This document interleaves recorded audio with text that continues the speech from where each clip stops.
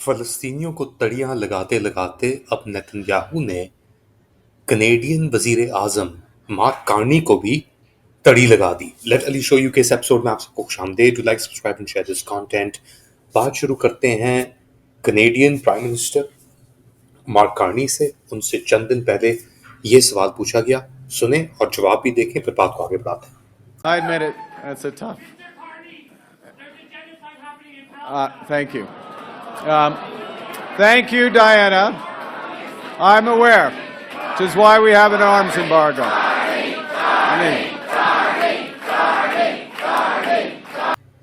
तो सवाल ये पूछा गया कि आप इजराइल जो गाजा में कर रहा है उसको लेकर क्या करेंगे। उन्होंने कहा कि जी गाजा के अंदर जो हो रहा है मैं उसके ऊपर वैसे ही कनाडा ने जो शिपमेंट्स हैं इजराइल को वेपनरी की वो रोकी हुई हैं। तो उस सिलसिले में ये उनका जवाब था। एक दिन बाद मार्क कार्नी ने उससे बैक ट्रैक किया उस जवाब से। ये कहा कि जी मैंने तो ये सुना ही सही तरह नहीं था। गया था मुझे जो जेनोसाइड का अल्फाज इस्तेमाल किया था और गाजा मुझे सिर्फ सुनाई दिया गया। तो बैक ट्रैकिंग थोड़ी हुई थी, मगर उसके बाद या इन दोनों स्टेटमेंट्स के बीच में इजरायली वजीर आजम बेंजामिन नेतन्याहू ने एक एक्स पे जाके अपनी पोस्ट की और उसके अंदर कहा कि टारगेट किया मार्क कार्नी को कैंपेनिंग के दौरान एक पोस्ट को कोट ट्वीट करके, liberal leader mark Carney let's slip his stance on Israel, और ये इसी सवाल के ऊपर फिर उसके ऊपर उन्होंने कोट ट्वीट करके क्या कहा बेंजामिन नेतन्याहू ने।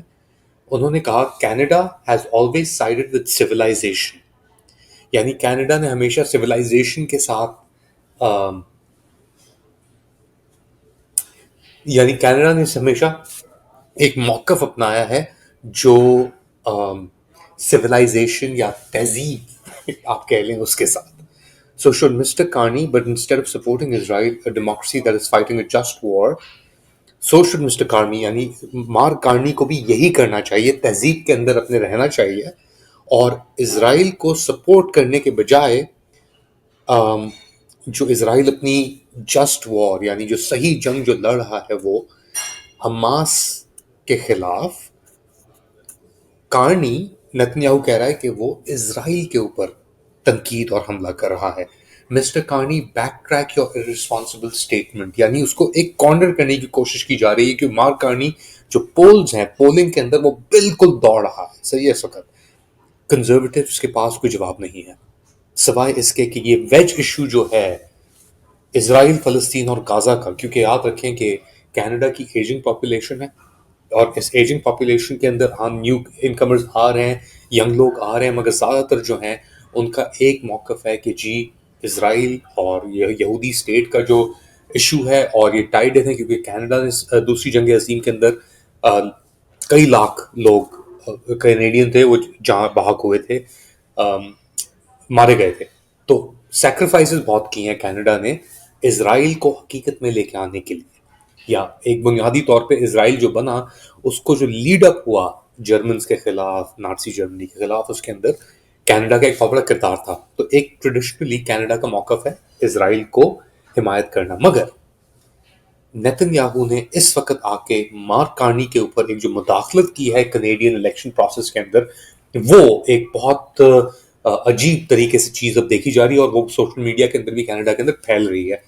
कंपेयर करें नेतन्याहू का जो स्टेटमेंट कार्नी के ऊपर आया है और आज से एग्जैक्टली 11 साल पहले यानी 19 जनवरी 2014 को जब कनेडियन प्राइम मिनिस्टर था स्टीफन हार्पर।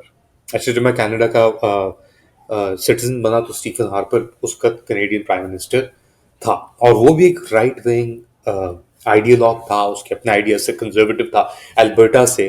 और नेतन्याहू ने जब स्टीफन हार्पर इजराइल गया, जेरूसलम गया, तो नेतन्याहू ने ये स्टेटमेंट स्टीफन हार्पर के बारे में दिया। अच्छा, मार्क कार्नी का ताल्लुक है लिबरल पार्टी से, स्टीफन हार्पर का ताल्लुक है कंजर्वेटिव पार्टी से। तो कहा नेतन्याहू ने, prime minister Harper, my good friend Stephen, welcome to Jerusalem.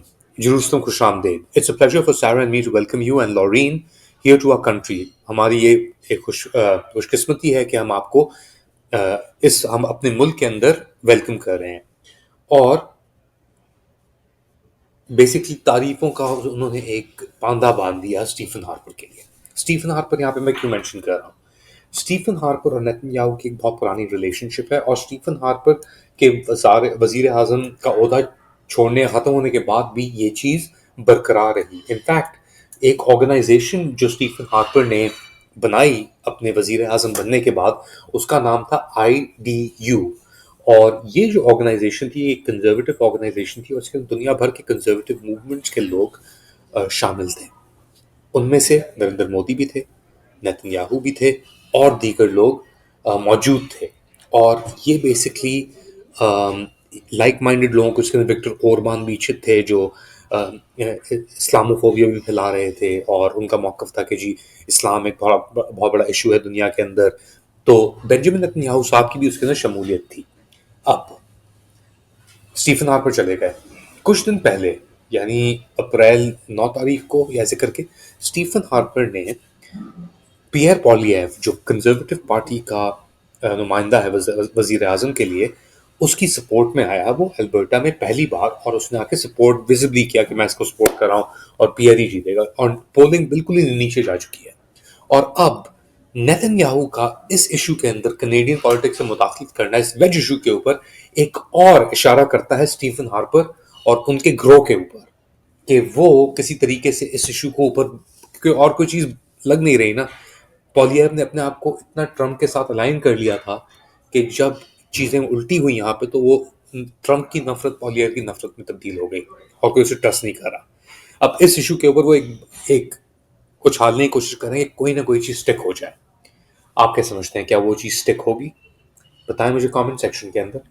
Do like, subscribe and share this content.